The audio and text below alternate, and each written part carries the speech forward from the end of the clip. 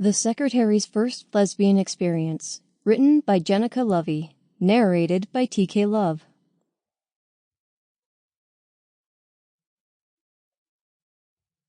The nervousness was something she always experienced. Even though she was only 19, Ginny was about to start her fourth job, and she was realizing that the experience of her first 3 periods of employment wasn't making beginning her fourth any easier. Her foot tapped nervously as she waited in the reception area on her first day, and she couldn't shake off her apprehension.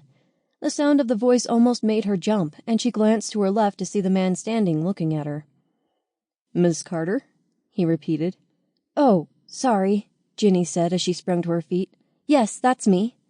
Her trepidation grew as he scrutinized her, but he finally held out his hand and she took it. "I'm Mr. Johnson," he went on. "The head of the typing pool called in to say she would be late arriving this morning, so asked if I could take care of you." "Oh, okay," Ginny said. "Just come with me," Mr. Johnson continued, and turned to walk along the corridor. Ginny followed as she was led along to the small office, and a hand on her lower back guided her inside.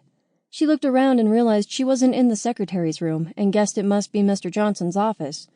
He walked over to the desk to sit down, and she did the same to take a seat on the opposite side.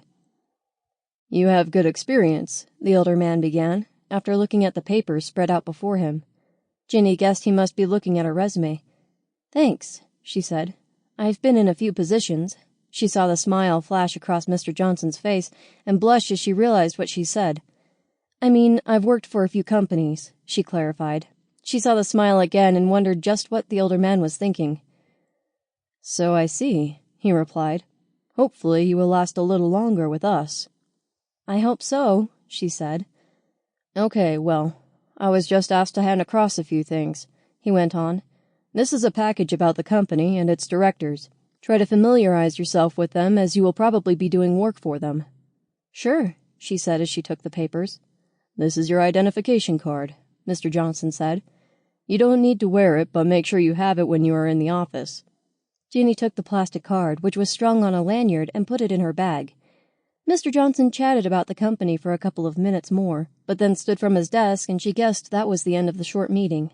She followed as he walked out the door and led her along the corridor. He opened another door, and Ginny saw it was the secretary's room as she walked inside. It was larger and set out with 6 desks.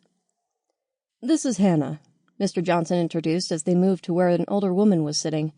"I'll leave you in her capable hands, and I'm sure she will show you the ropes." "Thanks," Ginny replied, and as he left, turned her attention to Hannah. The smile she received was pleasant, and Sample complete.